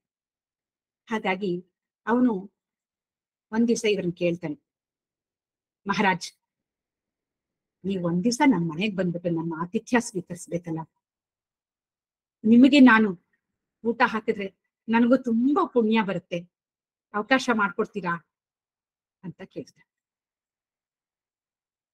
ಅದಕ್ಕೆ ಏಕನಾಥರು, ಆಗ್ಲಪ್ಪ, ಅದಕ್ಕೇನಂತೆ, ಬರ್ತೀನಿ ಅಂತ ಹೇಳ್ತೀನಿ. ಬಹಳ ಸಂತೋಷ ಆಗೋಗುತ್ತೆ ಅವನ್ಗೆ. ಅವನ್ ಜೊತೆಗಾರರಿಗೆಲ್ಲ ಹೇಳ್ತಾನೆ, ಮಹಾರಾಜ್ ನಾವ್ ಮನೆಗ್ ಊಟಕ್ಕೆ ಬರ್ತಾರಂತೆ, ಮಹಾರಾಜ್ ನಾವ್ ಮನೆಗ್ ಊಟಕ್ಕೆ ಬರ್ತಾರಂತೆ. ಅಯ್ಯೋ ಎಂಥ ಭಾಗ್ಯ ನಂದು ಅಂತ. ಅವರೆಲ್ಲ ಹೌದಾ ಅಂದ್ಬಿಟ್ಟು ಒಬ್ರಿಗೊಬ್ರಿಗೆ ಹೇಳಿ ಹೇಳಿ ಹೇಳಿ ಆ ಸುದ್ದಿ ಊರೆಲ್ಲ ಹರಡ. ಬ್ರಾಹ್ಮಣರು ಗೊತ್ತಾಗುತ್ತೆ. ಕೋಪ ಬರುತ್ತೆ. ಓಹೋ, ಬಹಳ ಮುಂದುವರಿತಾ ಇದ್ದಾನೆ ಇವನು. ಏನೋ ಆ ದಲಿತರ ಹುಡುಗಿಗೆ ಶೈತ್ಯೋಪಚಾರ ಮಾಡ್ದ, ಸುಮ್ನ ಹರಿಜನರನ್ನೇ ಮನೆ ಕರೆದ, ಹೋಗ್ಕೊಳ್ಳಿ ಅಂತ ಬಿಟ್ರೆ, ನಾನೇ ಹೋಗಿ ಆ ಮೆಹರ್ ಜಾತಿಯವನ ಮನೆಯಲ್ಲಿ ಊಟ ಮಾಡ್ತೀನಿ ಅಂತಾನಲ್ಲ, ಇವನ್ ಬ್ರಾಹ್ಮಣ್ಯ ಎಲ್ಲಿಗ್ ಬಂತು? ಇಲ್ಲ ಇಲ್ಲ ಇಲ್ಲ, ಇವನ್ ಹೀಗೆ ಬಿಟ್ರೆ ಬಹಳ ಕಷ್ಟ, ಎಲ್ರಿಗೂ ತೊಂದರೆ ತಂದಿರ್ತಾನೆ. ನೋಡೋಣ, ಇವನಿಗೆ ಹೋಗ್ತಾನ ನೋಡೋಣ, ನಾವೇ ಗಮನಿಸ್ಕೊಂಡಿರ್ತೀವಿ. ಅಕಸ್ಮಾತ್ ಹೋಗ ಅವನಲ್ಲಿ ಊಟ ಮಾಡದ್ನೋ ಬಹಿಷ್ಕಾರ ಹಾಕ್ಬಿಡೋಣ ಅಂತ ನಿರ್ಧಾರ ಮಾಡ್ತಾರೆ. ಎಲ್ಲ ಅಲ್ಲಲ್ಲೇ ರಸ್ತೆಯಲ್ಲಿ ಅಡುಕೊಂಡು ನಿಂತ್ಕೊಂಡಿರ್ತಾರೆ. ಸರಿ, ಏಕನಾಥರು ತಮ್ಮ ಹೆಂಡತಿಗೆ ಹೇಳಿ, ನಾನು ರಾಮು ಮನೆಗೆ ಊಟಕ್ಕೆ ಹೋಗ್ಬರ್ತೀನಿ ಅಂತ ಹೇಳಿ ಬರ್ತಾರೆ. ಸೀದಾ ರಾಮು ಮನೆ ಹೋಗ್ತಾರೆ. ಇವರೆಲ್ಲ ನೋಡ್ತಾ ಇರ್ತಾರೆ, ಎಲ್ಲಿ ಹೋಗ್ತಾನೆ ಅಂತ. ಸೀದಾ ರಾಮು ಮನೆಗೆ ಬರ್ತಾರೆ. ಅವನು ಕಾಯ್ತಾ ಇರ್ತಾನೆ ಹೊರಗಡೆ.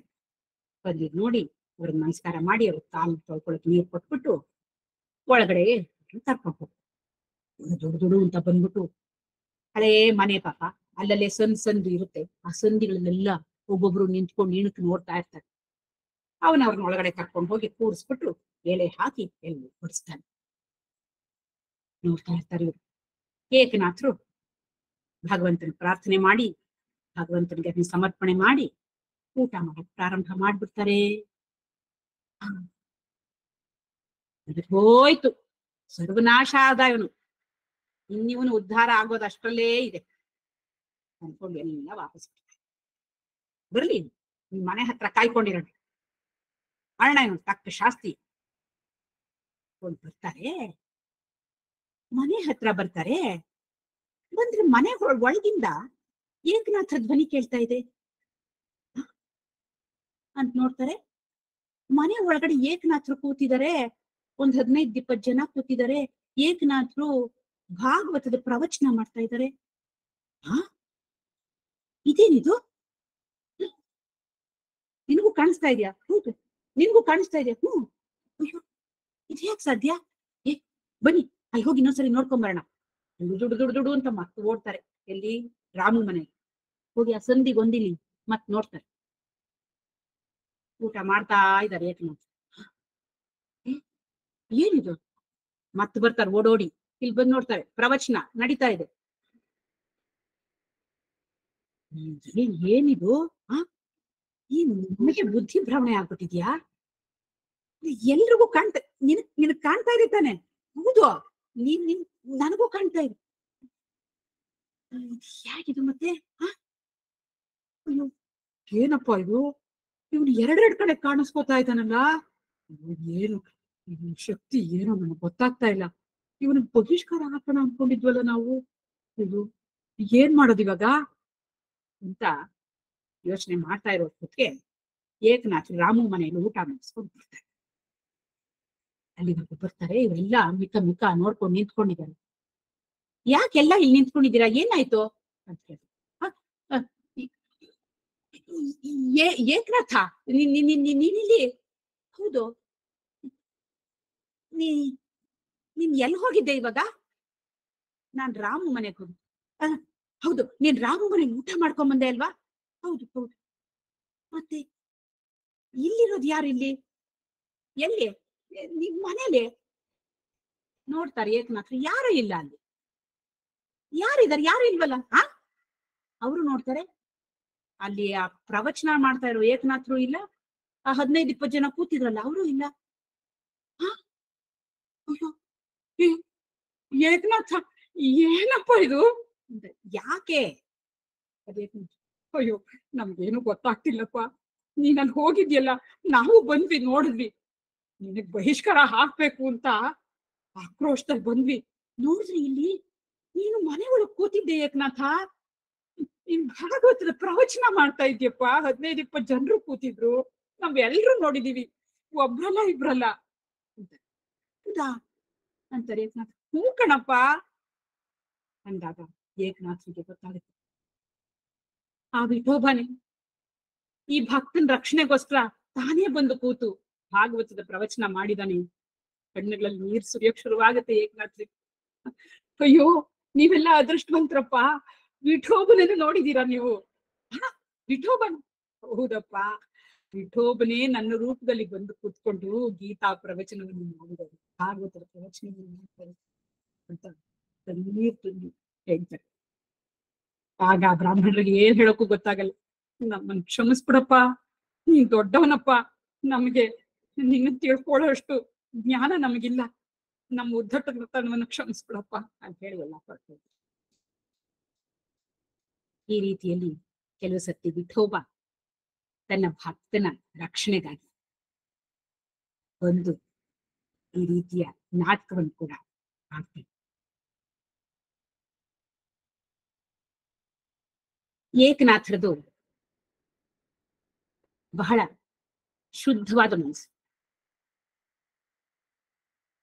ಅವರ ಅನೇಕ ಕೃತಿಗಳು ಮರಾಠಿಯಲ್ಲಿ. ಅವ್ರ ಮಗ ಹರಿ, ಅವನು ಸಂಸ್ಕೃತವನ್ನ ಚೆನ್ನಾಗಿ ಅಭ್ಯಾಸ ಮಾಡಿರ್ತಾನೆ. ಅವನಿಗೆ ಈ ತಂದೆ ಮರಾಠಿಯಲ್ಲಿ ಬರೆಯೋದನ್ನ ನೋಡಿ ಸ್ವಲ್ಪ ಕಸಿವಿಸಿ, ಇವ್ರೇನು ಇವ್ರಿಗೆ ಸಂಸ್ಕೃತ ಬರೋದಿಲ್ಲ, ಏನೋ ಪಾಪ ಮರಾಠಿಯಲ್ಲಿ ಬರೀತಾರೆ ಅಂತ ಅನ್ಕೊಂಡು ತಾನು ಸಂಸ್ಕೃತದಲ್ಲಿ ಸ್ವಲ್ಪ ರಚನೆಗಳನ್ನು ಮಾಡ್ತಾನೆ. ಆಮೇಲೆ ಉಪನ್ಯಾಸಗಳನ್ನು ಸಂಸ್ಕೃತದಲ್ಲಿ ಕೊಡೋದಕ್ಕೆ ಪ್ರಾರಂಭ ಮಾಡ್ತಾರೆ. ಮೊದಲು ಏಕನಾಥರ ಮಗ ಅಂತ ಜನರು ಬರ್ತಾರೆ. ಇವನಿಗೆ ಖುಷಿ, ನನ್ನ ಪ್ರವಚನಕ್ಕೆ ಎಷ್ಟು ಜನ ಬರ್ತಾ ಇದೆ, ನಾನು ಒಳ್ಳೆ ಪಂಡಿತ ಅನ್ಕೊಂಡು ಪ್ರವಚನ ಮಾಡ್ತಾ ಇದ್ದೀನಿ. ಆದ್ರೆ ಅದು ಕೆಲವು ದಿನಗಳು ಮಾತ್ರ, ಯಾಕೆಂದ್ರೆ ಪಾಪ ಅವ್ರಿಗೆಲ್ಲ ಸಂಸ್ಕೃತ ಅರ್ಥ ಆಗಲ್ಲ. ಹಾಗಾಗಿ ಈ ಶುಷ್ಕವಾದ ಉಪನ್ಯಾಸದಿಂದ ಅವ್ರಿಗೇನ್ ಪ್ರಯೋಜನ? ಜನ ಬರ್ತಾ ನಂತರ ಆಗ ಅವನ ಅಹಂಕಾರ ತಗ್ಗಿತ್ತು. ಅವನು ಅನ್ಕೋತಾನೆ, ಅಯ್ಯೋ ಎಂಥ ತಪ್ಪು ಮಾಡ್ದೆ ನಾನು. ಸಂಸ್ಕೃತ ದೇವಭಾಷೆ ನಿಜ, ಅದನ್ನ ಎಲ್ರಿಗೂ ಕಲಿಸ್ಬೇಕು, ಅದು ನಿಜ. ಆದ್ರೆ ಅದನ್ನ ನಾನು ಕಲಿಸ್ಬಿಟ್ಟು ನಾನು ಪ್ರವಚನವನ್ನು ಮಾಡ್ಬೇಕೇ ಹೊರತು ಸುಮ್ಮನೆ ಹಾಗೆ ಪ್ರವಚನ ಮಾಡಿದ್ರೆ ಏನ್ ಪ್ರಯೋಜನ? ಅವ್ರಿಗೇನ್ ಅರ್ಥ ಆಗುತ್ತೆ? ಅದಕ್ಕೆ ತಂದೆಯವರು ಅವ್ರಿಗೆ ಅರ್ಥ ಆಗೋ ಭಾಷೆಯಲ್ಲಿ, ತಿಳಿಯಾದ ಶೈಲಿಯಲ್ಲಿ ರಚನೆ ಮಾಡ್ತಾ ಇದ್ದಾರೆ. ಮೊದಲು ಅವ್ರ ಹೃದಯವನ್ನ ತಲುಪೋದು ಮುಖ್ಯ. ನಾನು ಇದನ್ನು ತಿಳಿದೇ ಹೋಗ್ಲಿಲ್ಲ. ತಂದೆ ಹತ್ರ ಬಂದು ಕ್ಷಮಾಪಣೆ ಕೇಳ್ತಾರೆ. ಅತ್ಯಂತ ಉದಾರ ಹೃದಯಗಳು ಏಕನಾಥರು. ಮಗನನ್ನು ಕ್ಷಮಿಸದೆ ಏನು, ಮಗನನ್ನು ಕ್ಷಮಿಸಿ ಆಶೀರ್ವಾದ ಮಾಡ್ತಾನೆ. ಮುಂದೆ ಹರಿ ಮುಂದೆ ಮರಾಠಿಯಲ್ಲಿ ಕೃತಿಗಳನ್ನ ರಚನೆ ಮಾಡ್ತಾರೆ. ಒಂದ್ಸತಿ ದ್ವಾರಕೆಯಲ್ಲಿ ಒಬ್ಬ ಬ್ರಾಹ್ಮಣ ಇರ್ತಾನೆ. ಆ ಬ್ರಾಹ್ಮಣನಿಗೆ ಕೃಷ್ಣನನ್ನ ಸಗುಣ ರೂಪದಿಂದ ನೋಡ್ಬೇಕು ಅನ್ನೋ ಆಸೆ ಬಂತು.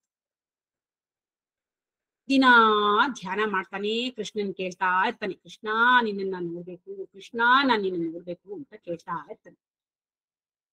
ಒಂದ್ ದಿವ್ಸ ಅವನ ಕನಸಿನಲ್ಲಿ ರುಕ್ಮಾಯಿ ಕಾಣಿಸ್ಕೊಂಡು ಹೇಳ್ತಾಳೆ, ನಿಂಗೆ ಕೃಷ್ಣನ್ ನೋಡ್ಬೇಕು ಅಂತಿದ್ರೆ ನೀನು ಪೈಥಾನ್ದಲ್ಲಿ ಏಕನಾಥರ ಮನೆ, ಅಲ್ಲಿ ಖಾಂಡ್ಯ ಅನ್ನೋ ಹೆಸರಿನಲ್ಲಿ ಅವನು ಮೂಲಿಗದವನಾಗಿ ಪರಿಚಾರಕನಾಗಿ ಕೆಲಸ ಮಾಡ್ತಾ ಇದ್ದಾನೆ ಕೃಷ್ಣ, ನೀನ್ ಹೋಗಿ ಅಲ್ಲಿ ದರ್ಶನ ಮಾಡು ಅಂತ ಹೇಳ್ತಾಳೆ. ಅವನಿಗೆ ಆಶ್ಚರ್ಯ ಆಗುತ್ತೆ. ಅಪ್ಪ, ಭಗವಂತನನ್ನೇ ಸೇವಕನನ್ನಾಗಿರಿಸ್ಕೊಂಡಿದಾನ, ಅವನೆಂಥ ಭಕ್ತನಪ್ಪ, ಅವನ್ ದರ್ಶನ ಮಾಡಿದ್ರೆ ನಾನು ಪುನೀತನಾಗ್ಬಿಡ್ತೀನಿ ಅಂತ ಅನ್ಕೊಂಡು ಬರ್ತಾನೆ. ಅಷ್ಟು ದೂರ ಮಾಡ್ಕೊಂಡು ಬರ್ತಾನೆ. ಆ ಊರಿಗೆ ಬರ್ತಾನೆ. ಏಕನಾಥರ ಮನೆ ಹತ್ರನೂ ಬರ್ತಾನೆ. ಮನೆ ಯಾವುದು ಅಂತ ಗೊತ್ತಿಲ್ಲ. ಅಷ್ಟೊತ್ತಿಗೆ ಒಬ್ಬ ಆಳು ಖಾಂಡ್ಯ 2 ಕೈಯಲ್ಲೂ ಬಿಂದಿಗೆಗಳನ್ನ ಇಟ್ಕೊಂಡು ನೀರ್ ತರೋದಕ್ಕೆ ಹೊರಗಡೆ ಬರ್ತಾನೆ.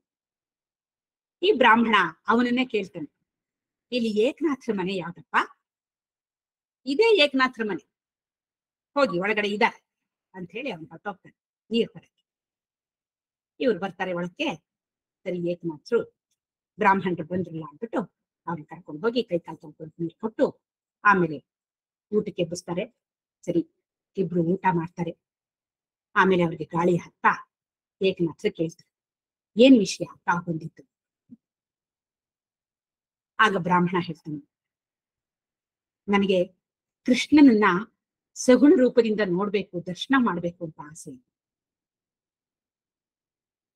ಅದಕ್ಕೆ ಏಕನಾಥನ್ ನಕ್ಕು ಬಿಡ್ತಾರೆ, ಅಲ್ಲ, ಕಾಣ್ತಾ ಇರೋ ಎಲ್ಲವೂ ಕೃಷ್ಣನೇ ಅಲ್ವೇ, ಕೃಷ್ಣನ ರೂಪಗಳೇ ಅಲ್ವೇ, ಮತ್ತಿನ್ನೇನ್ ನೀವು ವಿಶೇಷವಾಗಿ ದರ್ಶನ ಮಾಡ್ಬೇಕು? ಅದಕ್ಕೆ ಆ ಬ್ರಾಹ್ಮಣ ಹೇಳ್ತಾನೆ, ಈ ವೇದಾಂತ ನನಗೂ ಗೊತ್ತಪ್ಪ, ಆದ್ರೆ ನನಗೊಂದು ಆಸೆ ಇದೆ, ಏನ್ ಮಾಡೋದು ಹೇಳು? ನಾನ್ ಕೃಷ್ಣನನ್ನ ನೋಡ್ಬೇಕು. ಹೌದಾ, ಸರಿ, ಆದ್ರೆ ನೀವ್ ಇಲ್ಲಿಗೆ ಯಾಕೆ ಬಂದ್ರಿ? ಏನಪ್ಪಾ ಮಾಡ್ಲಿ?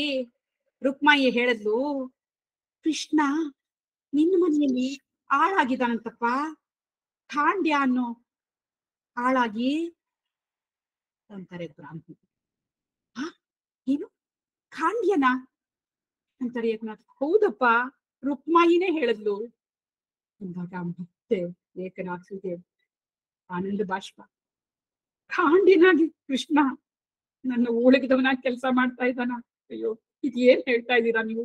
ಗಿರಿಜಾ, ಗಿರಿಜಾ, ಖಾಂಡ್ಯ ಎಲ್ಲಿ, ಖಾಂಡ್ಯ ಎಲ್ಲಿ ಅಂತ ಕೇಳಿ ಗಿರಿಜಾ ಹೇಳ್ತಾಳೆ, ಖಾಂಡ್ಯ ನೀರ್ ತರಕ್ ಹೋಗಿದ್ದ, ಈಗ ತಾನೇ ನೀವು ಮಾತಾಡ್ತಾ ಇದ್ದಾಗ ಬಂದು ಅಡಿಗೆ ಮನೇಲಿ ನೀರಿಟ್ಬಿಟ್ಟು ದೇವ್ರ ಮನೆ ಒಳಗೆ ಹೋದ ಅಂತ ಹೇಳ್ತಾರೆ. ಇಬ್ರು ದೇವ್ರ ಮನೆ ಒಳಗೆ ಓಡ್ ಹೋಗ್ತಾರೆ. ಖಾಂಡ್ಯ, ಖಾಂಡ್ಯ ಅಂತ. ಅಲ್ಲೆಲ್ಲಿದ್ದಾನೆ ಖಾಂಡ್ಯ? ಆಗ ಏಕನಾಥರು ಕೃಷ್ಣನ ಮುಂದೆ ಕೈ ಜೋಡಿಸಿ ಪ್ರಾರ್ಥನೆ ಮಾಡ್ತಾರೆ, ಕೃಷ್ಣ, ನಿನ್ನ ಲೀಲೆಯನ್ನು ತಿಳಿಯುವಷ್ಟು ಯೋಗ್ಯತೆ ನಮ್ಗಿಲ್ಲಪ್ಪ. ನೀನ್ ನನ್ನ ಆಳಾಗಿ ಇದ್ದೆ ಅಂತ ಇವರು ಹೇಳ್ತಾ ಇದ್ದಾರೆ, ನಾನು ಏನ್ ಹೇಳಿ ಇದಕ್ಕೆ? ನನಗ್ ಗೊತ್ತಿಲ್ಲಪ್ಪ ಏನು. ನಿನ್ನ ಭಕ್ತ ನಾನು, ನಿನಗ್ ಶರಣಾಗಿದ್ದೀನಿ, ಇಷ್ಟೇ ಗೊತ್ತು. ಈ ಬ್ರಾಹ್ಮಣ ಅಲ್ಲಿಂದ ನಿನ್ನ ದರ್ಶನ ಮಾಡ್ಬೇಕು ಅಂತ ಬಂದಿದ್ದಾರೆ, ನಿನ್ನ ಸಗುಣ ರೂಪದ ದರ್ಶನವನ್ನ ಮಾಡಿಸು ತಂದೆ ಅಂತ ಪ್ರಾರ್ಥನೆ ಮಾಡ್ಕೊತಾರೆ. ಆಗ ಕೃಷ್ಣ ಮುಗುಳ್ನತ್ತ ಕೊಳಲ ಕೃಷ್ಣನಾಗಿ ನವಿಲ್ ಗರಿಯನ್ನ ತಲೆಯ ಮೇಲೆ ಒಪ್ಪುವಾಗಿ ಇಟ್ಕೊಂಡ ಸುಂದರ ಕೃಷ್ಣನಾಗಿ ಅವರ ಮುಂದೆ ದರ್ಶನ ಕೊಡ್ತಾರೆ. ಇಬ್ಬರು ಅತ್ಯಂತ ಭಕ್ತಿಯಿಂದ ಆನಂದದಿಂದ ಕೃಷ್ಣನಿಗೆ ನಮಸ್ಕಾರ ಮಾಡ್ತಾರೆ. ಆಮೇಲೆ ಕೃಷ್ಣ ಆಶೀರ್ವಾದ ಅಂತ ಮಾಡ್ತಾನೆ. ಈ ರೀತಿಯಲ್ಲಿ ಭಕ್ತನಾಗಿ ಭಕ್ತರ ಸೇವಕನಾಗಿ ಆ ಭಗವಂತ ತನ್ನನ್ನು ತಾನು ಅವ್ರ ಜೊತೆನಲ್ಲಿ ಇರಿಸ್ಕೊಳ್ತಾನೆ ಅನ್ನೋದು ಅನೇಕ ಭಕ್ತರ ಕಥೆಗಳಲ್ಲಿ ನಾವು ನೋಡ್ತೀವಿ. ಏಕನಾಥರ ವಿಷಯದಲ್ಲೂ ಇದೆ. ಏಕನಾಥರು ಈ ರೀತಿಯಾಗಿ ಒಂದು ಪವಿತ್ರವಾದ ಜೀವನವನ್ನು ನಡೆಸ್ತಾ ಅನೇಕ ಕೃತಿಗಳನ್ನ ರಚನೆ ಮಾಡ್ತಾರೆ. ಬಾರೂದ್ಗಳು, ಅಭಂಗಗಳು, ಓವಿಗಳು, ಇವುಗಳನ್ನೆಲ್ಲ ರಚನೆ ಮಾಡ್ತಾರೆ. ಏಕನಾಥಿ ಭಾಗವತವನ್ನ ರಚನೆ ಮಾಡ್ತಾರೆ. ಅದಕ್ಕಿಂತ ಮುಖ್ಯವಾಗಿ ಸಂತ ಜ್ಞಾನೇಶ್ವರವರ ಜ್ಞಾನೇಶ್ವರಿಯನ್ನ ಮತ್ತೆ ಬೆಳಕಿಗೆ ತರ್ತಾರೆ ಮತ್ತು ಭಾವಾರ್ಥ ರಾಮಾಯಣ ಅದರ ರಚನೆ ಮಾಡ್ತಾರೆ. ರುಕ್ಮಿಣಿ ಸ್ವಯಂವರ, ಹಸ್ತಾಮಲಕ, ಶುಕಾಷ್ಟಕ, ಚಿರಂಜೀವ ಪದ, ಗೀತಾಸಾರ, ಸ್ವಾತ್ಮ ಸುಖ, ಆನಂದ ಲಹರಿ, ಪ್ರಹ್ಲಾದ ವಿಜಯ, ಹೀಗೆ ಅನೇಕ ಕೃತಿಗಳ ರಚನೆ. ಅವರ ಓವಿಗಳು, ಬಾರೂದ್ಗಳು, ಅಭಂಗಗಳಲ್ಲಿ ಭಕ್ತಿಯೇ ಮುಖ್ಯವಾದ ವಿಷಯವಾಗಿದೆ. ಅದಲ್ಲದೆ ಈ ಸಮಾಜದ ತಾರತಮ್ಯ ಏನಿದೆ ಇದನ್ನು ತೊಡೆದು ಹಾಕ್ಬೇಕು, ಅನ್ನೋದಕ್ಕಾಗಿ ಅನೇಕ ಕೃತಿಗಳು ಸಾಕ್ಷಿವೆ. ಇಂಥ ಶುದ್ಧ ಭಕ್ತ ಏಕನಾಥರು 1599ರಲ್ಲಿ ಮಹಾ ಸಮಾಧಿಯನ್ನು ಹೊಂದಬೇಕು ಅಂತ ನಿರ್ಧಾರ ಮಾಡಿ ಜನರಿಗೆಲ್ಲ ಬೇಸರ. ಇದೇನಪ್ಪ ಇವರು ನಮ್ಮನ್ನು ಬಿಟ್ಟು ಹೋಗ್ಬಿಡ್ತಾರ ಅಂತ ಕೇಳ್ಕೊಳ್ತಾರೆ. ಹೋಗ್ಬೇಡಿ, ನಮ್ಮನ್ನು ಬಿಟ್ಟು ಹೋಗ್ಬೇಡಿ. ಅದಕ್ಕೆ ಏಕನಾಥರು ಹೇಳ್ತಾರೆ, ಈ ದೇಹಕ್ಕೆ ಇಂತಿಷ್ಟು ಅಂತ ಒಂದು ಅವಧಿ ಇರುತ್ತೆ. ನನ್ನ ಕೈಲಿ ಇಂತಿಷ್ಟು ಕೆಲಸಗಳಾಗ್ಬೇಕು ಅಂತ ಇತ್ತು, ಅದಾಯ್ತು, ಈಗ ಹೊರಡೋದೇ ಪ್ರಯಾಣ. ಎಲ್ರಿಗೂ ಅಷ್ಟೇ ಅಲ್ವಾ, ಯಾರು ದುಃಖ ಪಡ್ಬೇಡಿ ಅಂತ ಹೇಳ್ತಾರೆ. ಆಗ ಕೆಲವು ಭಕ್ತರು ಏನ್ ಮಾಡ್ತಾರೆ, ಅದು ಸರಿ, ಆದ್ರೆ ನೀವು ಕೆಲವು ಕೃತಿಗಳನ್ನೆಲ್ಲ ನೀವು ಪೂರ್ಣನೆಗೊಳಿಸಿಲ್ವಲ್ಲ, ಈಗ ಭಾವಾರ್ಥ ರಾಮಾಯಣ ಎಲ್ಲಿ ಪೂರ್ಣ ಆಗಿದೆ, ಅರ್ಧಂಬರ್ಧ ಮಾಡ್ಬಿಟ್ಟಿದ್ದೀರಲ್ಲ, ಮತ್ತೆ ಅದನ್ನ ಯಾರು ಪೂರ್ಣಗೊಳಿಸೋರು ಅಂತ ಕೇಳ್ತಾರೆ. ಹಾಗಾದ್ರೂ ಇವ್ರು ಇರ್ತಾರೇನೋ ಅಂತ ಅವ್ರಿಗೆ ಆಸೆ. ಏಕನಾಥರು ಹೇಳ್ತಾರೆ, ಏನ್ ತೊಂದರೆ ಇಲ್ಲ, ನನ್ನ ಶಿಷ್ಯರು ಪೂರ್ಣಗೊಳಿಸ್ತಾರ ಅಂತ ಹೇಳ್ತಾರೆ. ಅದೇನೋ ಸರಿನೇ, ಅವ್ರ ಹತ್ರ ಬಹಳಷ್ಟು ಮೇಧಾವಿ ಶಿಷ್ಯರು ಇರ್ತಾರೆ, ಅವ್ರು ಪೂರ್ಣಗೊಳಿಸ್ತಾರೇನೋ ಅಂತ ಆ ಜನರು ಅನ್ಕೋತಾರೆ. ಆದ್ರೆ ಏಕನಾಥರೇ ಮತ್ತೆ ಸೇರಿಸ್ತಾರೆ, ಪೂರನ್ ಪೋಳ್ಯ ಇದಾನಲ್ಲ, ಅವನ್ ಪೂರ್ಣಗೊಳಿಸ್ತಾನೆ ಇದನ್ನ ಅಂತ ಆಶ್ಚರ್ಯ ಆಗೋಗುತ್ತೆ ಅವ್ರಿಗೆ, ಜನರಿಗೆ. ಪೂರನ್ ಪೋಳ್ಯ ಈ ಭಾವಾರ್ಥ ರಾಮಾಯಣವನ್ನ ಪೂರ್ಣಗೊಳಿಸ್ತಾನ ಅಂತಾರೆ ಏಕನಾಥ. ಇದ್ಯಾರು ಇವನು ಪೂರನ್ ಪೋಳ್ಯ ಅಂತೀರಾ? ಅವನ್ ಕತೆ ಕೇಳಿ. ಆ ಪ್ರತಿಷ್ಠಾನದಲ್ಲಿ ಒಬ್ರು ಕುಲಕರ್ಣಿಗಳಿರ್ತಾರೆ. ಅವ್ರಿಗೆ ಗಾವೋಬ ಅಂತ ಒಬ್ಬ ಮಗ ಇರ್ತಾರೆ. ಶುದ್ಧ ಶುಂಠ, ಏನು ಬರಲ್ಲ ಅವನು,